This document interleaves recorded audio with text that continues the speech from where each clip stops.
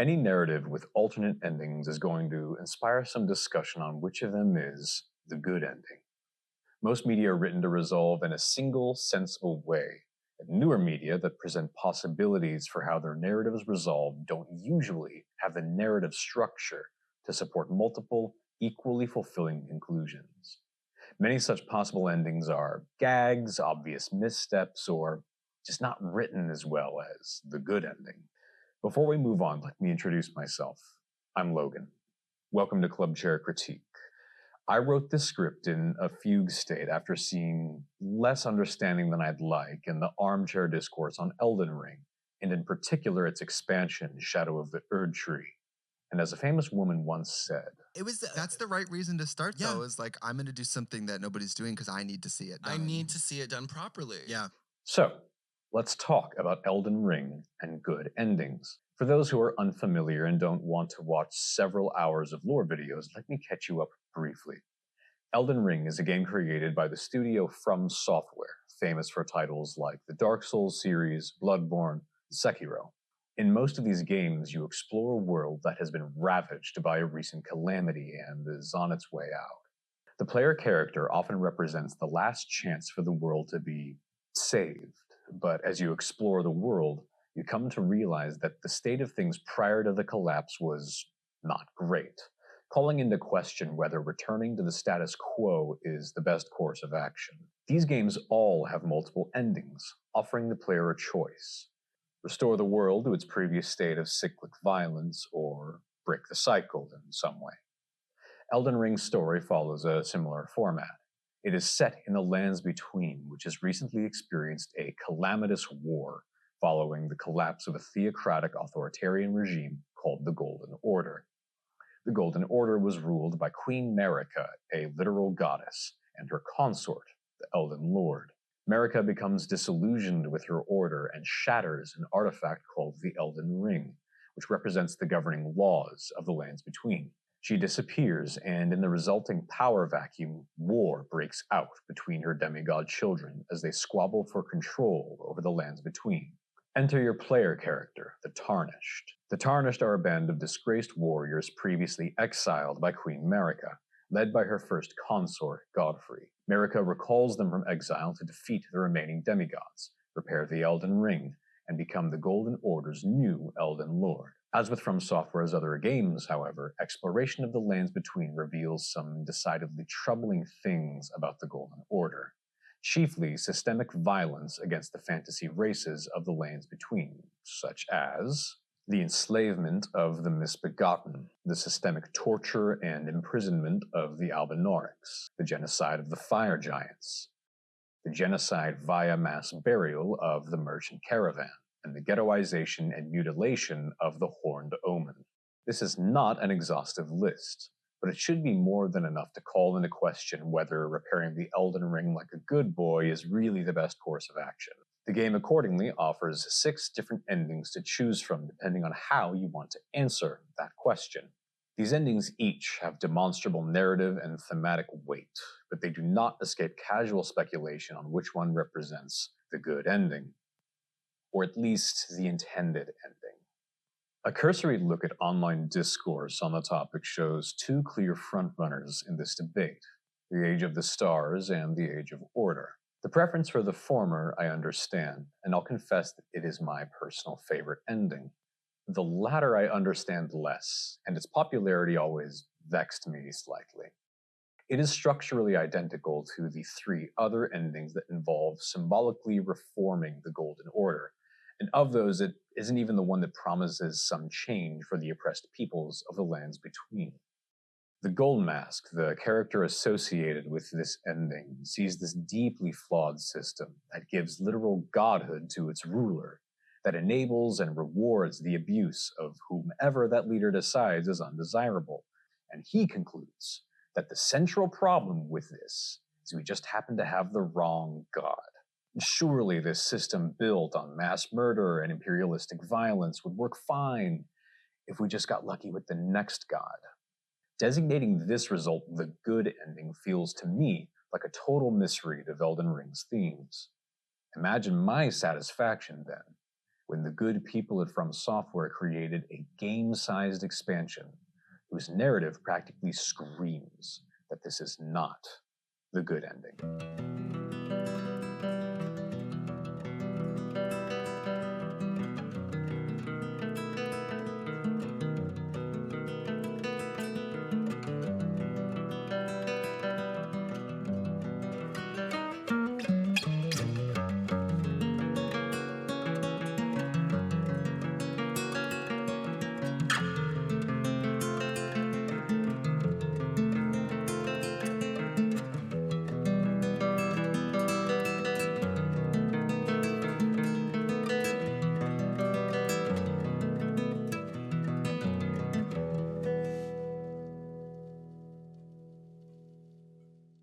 Shadow of the Erdtree takes place in the realm of Shadow, hidden from the rest of the lands between. We arrive here in pursuit of the mysterious demigod Miquella, joined by his band of followers united in noble purpose.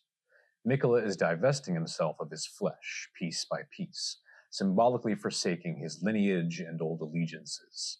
With a little exploration, we can discover his purpose for doing so.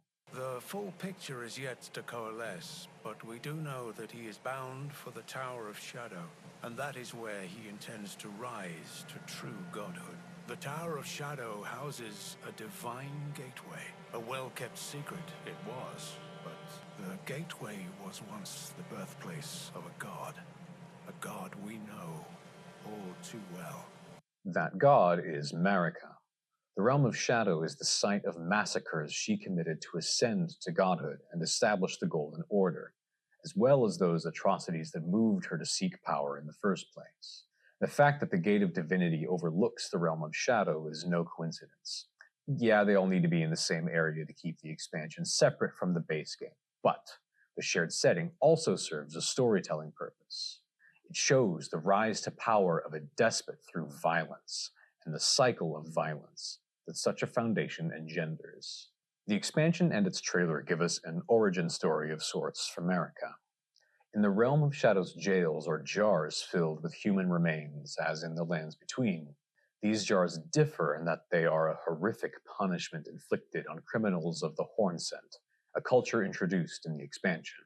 The criminals' remains are stuffed together in jars in a grisly homage to the blended life energy of the primordial crucible which the Horn Scent worship. As an aside, I find the introduction of the Horn Scent in the expansion interesting, and that it's not really an introduction at all. They are basically a culture of omen that worship the same horns of the crucible that the Golden Order reviles. Omen now reads like a sort of slur the Golden Order uses for those who bear the signs of the crucible, used in the lands between after the genocide and oppression of the Horn Scent. This genocide is one of the first discoveries we make in the realm of Shadow, the never-ending slaughter of the Horn Scent by Mesmer, one of Marika's sons. This kind of cruelty is typical of the Golden Order.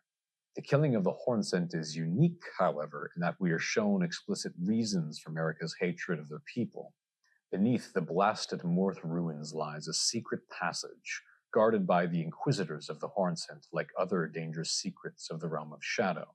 It leads to the Bonnie Village, where the Horn Scent fill the jars that go to the jails. It is not just criminals that go into the jars, however. Outside the village is a place called the Whipping Hut, where we find a whip made of rotting teeth and a phantom with some interesting dialogue. For pity's sake, your place is in the jar. Nigh sainthood itself awaits you within. For shamans like you, this is your lot. Life were you accorded for this alone. The description of the whip elaborates on this dialogue. Quote, the flesh of shamans was said to meld harmoniously with others. To achieve the melding of life that the Horn Scent practice in worship of the crucible, they took these shamans, tortured them, and stuffed them into the jars with criminals. Who these shamans were is not yet clear, but a clue lies nearby. The gesture, O Mother. We use this gesture to access the hinterland behind Mesmer's Shadowkeep, a beautiful meadow in stark contrast with the otherwise dismal realm of Shadow. The source of its light is a small abandoned village atop a nearby hill, the Shaman Village. As we enter, the Shadow Altus theme quiets, and the first notes of the game's title theme play softly, a musical cue that tells us this is where it all began.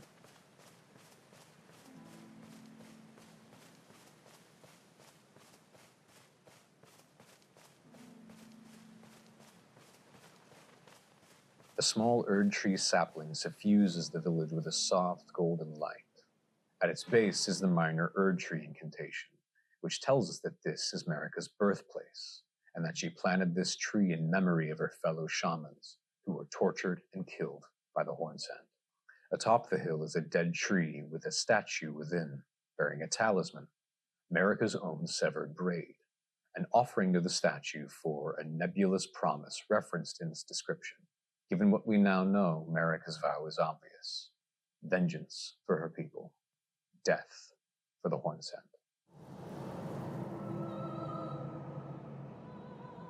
This scene from the expansion's trailer is crucial for reading its story. Bloodshed is not just Marika's motivation for seeking godhood, but the very medium of her ascension. Her power, and by extension the Golden Order, is founded on mass murder, and systems born this way will only beget more violence. This fact is evident in the lore of the base game. Marika did not stop at vengeance for the shamans. At her behest, Godfrey massacred the fire giants, then conquered Stormhill and the Weeping Peninsula. She subjugates the misbegotten and Albanoryx, and mutilates or imprisons those unlucky few born with the blessing of the Crucible under her order. This game leaves a great many things in its lore unexplained, so this revelation about Marika's origins deserves special attention. There is a sympathetic aspect to her motivations, but those motivations lead her to commit violence beyond comprehension in the pursuit of power, violence which continues as she builds her order. Marika is not some passive enforcer of a greater will that happened to exclude certain races. She built her order on genocide and oppression, and her order requires that the violence continue to sustain itself. Gracious, the starry sky is wondrous tonight indeed. Woven with these revelations on Marika is a narrative that both echoes Marika's corruption and foreshadows Miquella's own rise to power, Count Ymir's quest. We find him and his servant Yolan in the Cathedral of Manus Metir beyond the Bonnie village. The name and appearance of the cathedral is reminiscent of Manus Celis in the Lands Between, which we explore late in raDahN's quest for the Age of the Stars ending. The parallelism in these settings sets an expectation for some similarity between their characters' narratives, some rebellion against the greater will, perhaps. Ymir is not immediately quite so contentious as raDahN, but his early dialogue does offer a somewhat subversive perspective when asked about glintstone sorcery. Long ago, we began as stardust, born of a great rupture far across the skies. We, too, are children of the greater will. Is that not divine? Is that not sublime? And yet, none can fathom its implications. Its utter brilliance. The implications he refers to are that the sources of power for the Golden Order and their rivals, the Carian royalty, are effectively the same. There is a religious connotation here in that both systems originate in the heavens. In the context of Elden Ring's critique of systems of power, I read this as saying that differences in where one's power originates are superfluous, as they are equally ripe for abuse and corruption. This claim is similar to raDahN's motivations for her actions, reinforcing the parallel between the settings of Manus Metir and Manus Celis. To learn more, we must sound the bells at finger ruins that Ymir guides us to. The fingers in Elden Ring are the voice of the greater will, effectively the high clergy of the Golden Order, attended by finger maidens that translate their celestial wisdom. How characters respond to the fingers, with reverence, with suspicion, even violence, reflect how those characters feel about the greater will literally reaching into their lives. Ymir functions as a finger maiden of sorts, translating heretical wisdom from each finger ruin. His collar resembles the structure surrounding each hanging bell, and as each is sounded, he sounds off himself, imparting increasingly heretical insights. I fear that you have borne witness to the whole of it. The conceits, the hypocrisy of the world built upon the Erdtree. The follies of men, their bitter suffering. Is there no hope for redemption? The answer, sadly, is clear. There never was any hope. They were each of them defective, unhinged from the start. Marika herself, and the fingers that guided her. And this is what troubles me. No matter our efforts, if the roots are rotten, then we have little recourse. He tells us here that the system upon which the Golden Order is founded is inherently and irrevocably corrupt, that all power in the lands between traces its origin from this unhinged source.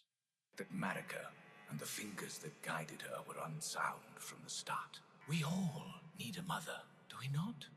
A new mother. A true mother who will not give birth to further malady.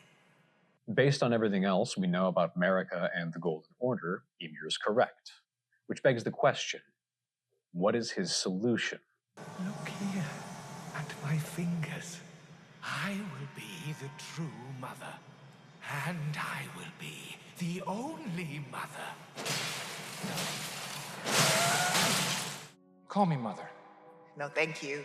Ymir correctly diagnoses the corruption of the Golden Order, but rather than propose an alternative, he seeks only to be the new mother, replacing the ruler rather than the system.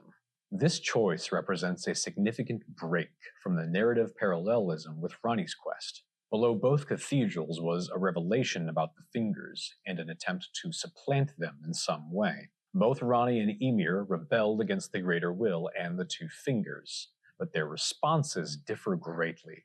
Ranni chooses, I think wisely, to upend the Golden Order, to seize power and then effectively abdicate and offer the lands between freedom from the abusive whims of gods and lords. This is why she kills her two fingers. She despises their influence, their imposition on the lands between and its denizens. Ymir, on the other hand, chooses to place himself at the top of the system he deemed unsound from the start, aspiring to be the new mother of fingers. We can choose to align with Ranni, implying ludonarratively that hers is a feasible choice.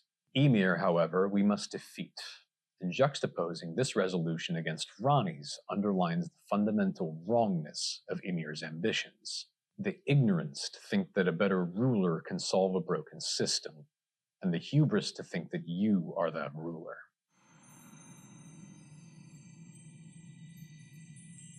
I'm going to be a god. It's important to note how the game weaves the narratives of Marika's origins, Ymir's quest, and the expansion's overarching story together. We find the Bonnie village, then we enter Manus Matir and investigate the first finger ruin, near the fissure where St. Trina lies slumbering. Behind Mesmer's Shadowkeep, we find the Shaman village and the second finger ruin. From there, we discover the third ruin, fight Matir, and uncover Ymir's ambitions. I will be the true mother. These three narratives, woven together like a braid, or the current of the crucible, inflect each other and reveal their parallels. Marika's past crimes inform Ymir's motivations, which parallel Miquella's own misgivings, referenced explicitly in the Count's dialogue. Ever young Miquella saw things for what they were. He knew that his bloodline was tainted, his roots mired in madness.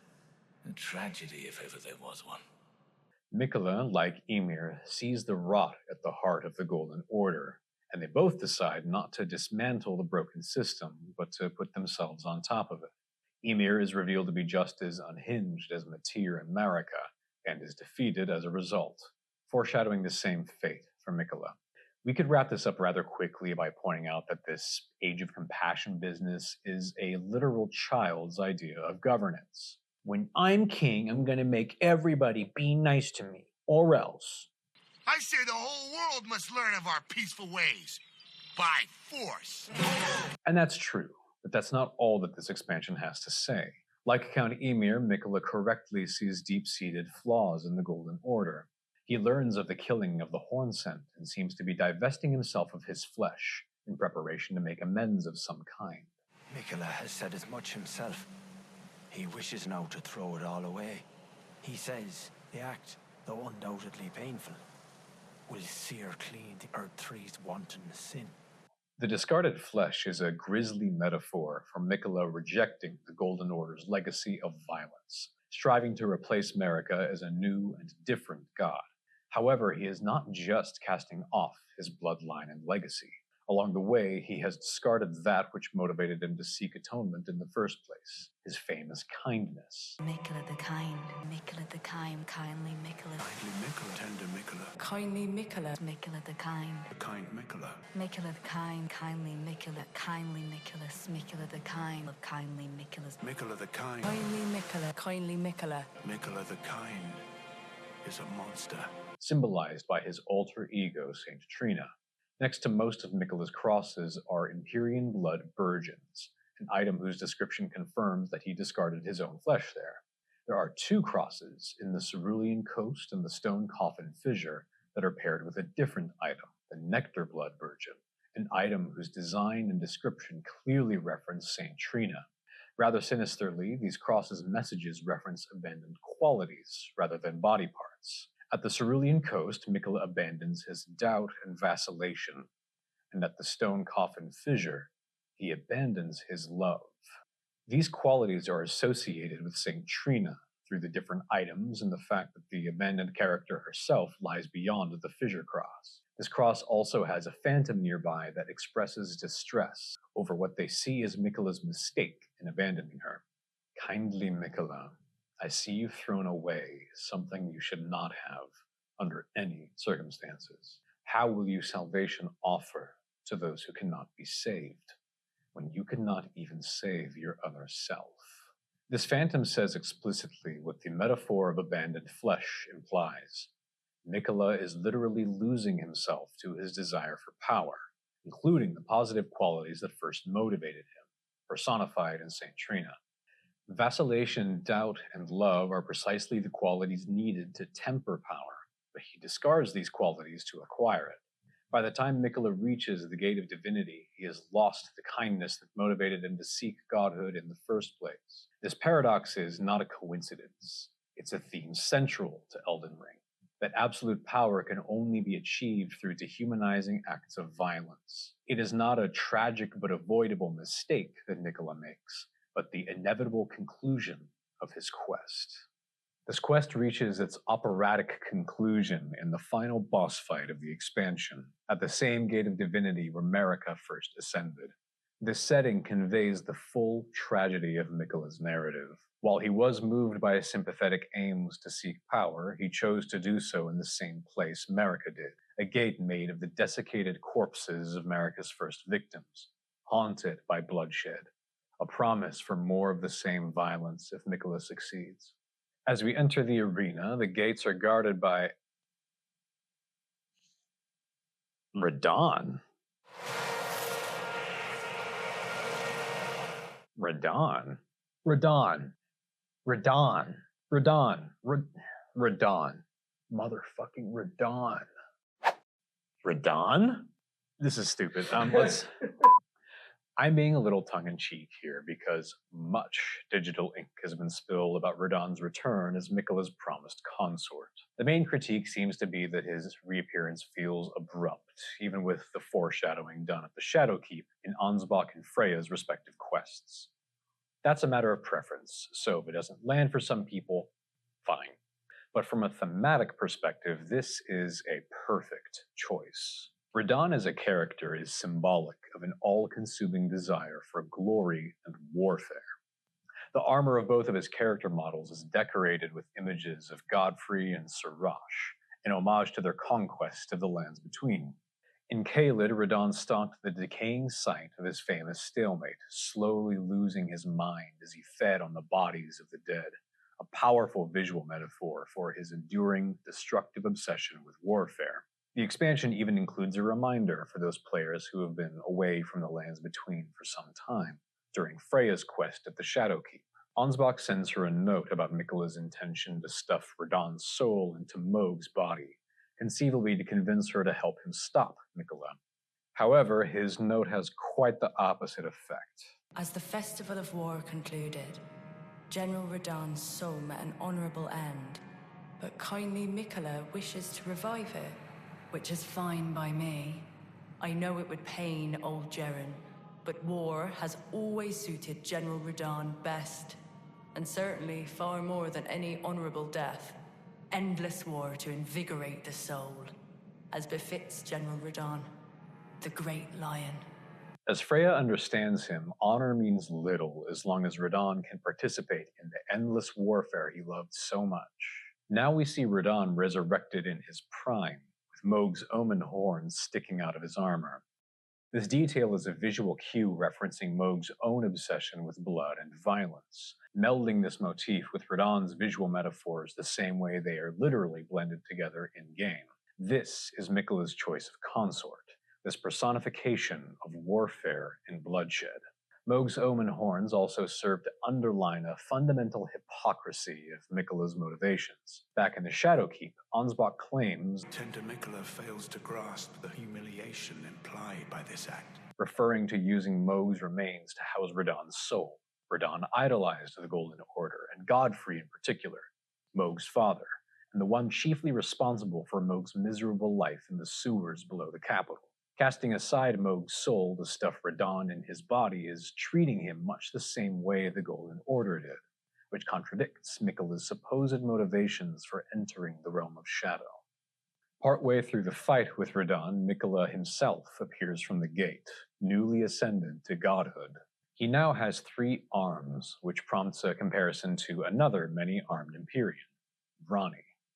There are some superficial similarities in their respective quests for power. They both discard their bodies and their great runes, and they both seek power to overturn Marika's order in some way. The fact that Miquella has 1 less arm is, I think, a visual cue for Miquella's incomplete commitment to revolutionary change. Where Ranni kills her pair of fingers to chart her own path, Miquella seeks godhood at the same place his mother did.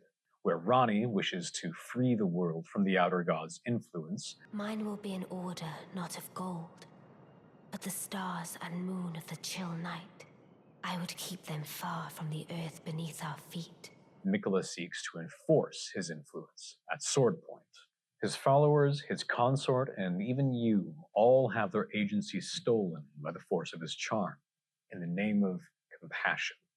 Miquella hanging over raDahN's shoulders is the perfect visual metaphor for the contradiction of Miquella's age of compassion. Then yield the path forward to us. A veneer of kindness over the same brutal system as before. This metaphor extends through the mechanics of the boss battle itself. The fight has a unique game over screen that we see if you're grabbed twice and charmed by Miquella. The grab attack itself is symbolic of Miquella's methods. He uses raDahN to grapple you, rendering you immobile before applying his charm.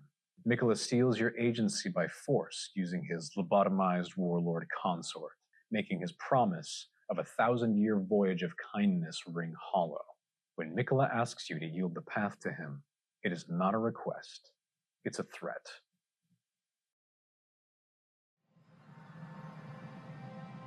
Our seed will look back upon us and recall the age of order.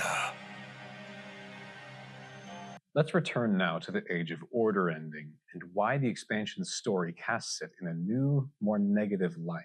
The narratives of these 2 endings are structurally very similar, but where the darkness of the Age of Order is in its subtext, Shadow of the Erdtree is very explicit. In both narratives, a Golden Order fundamentalist becomes disillusioned with the Golden Order after some revelation about its flaws. They want to fix things for the lands between. However, perhaps because they were fundamentalists, they don't seem capable of interrogating the order itself. An order where power is granted through massacre, that only enables the abuse of groups that its ruler deems undesirable. They conclude instead that the order's ruler must be its fundamental flaw. They do not think to question whether this power should be granted at all, whether power acquired this way can ever be wielded justly. No, the only misstep is that we have the wrong god, and if we have a different one, everything will be fine. I feel it is clear even in the base game story that the Golden Order is broken, not because the wrong god is at the top, but because it's ruled by a god in the first place. I'll grant that my analysis is probably colored by my own general thoughts on this topic, and maybe someone who doesn't share them wouldn't see an issue with the Age of Order. Perhaps that's the topic of another video. But Shadow of the Erdtree provides a postscript that clarifies this difference of opinion in no uncertain terms. A Tarnished sitting on the throne in the Age of Order is effectively the same as Miquella, flattered into believing that they are uniquely suited for godhood when every example in the narrative says otherwise. Put simply, this is not the good ending.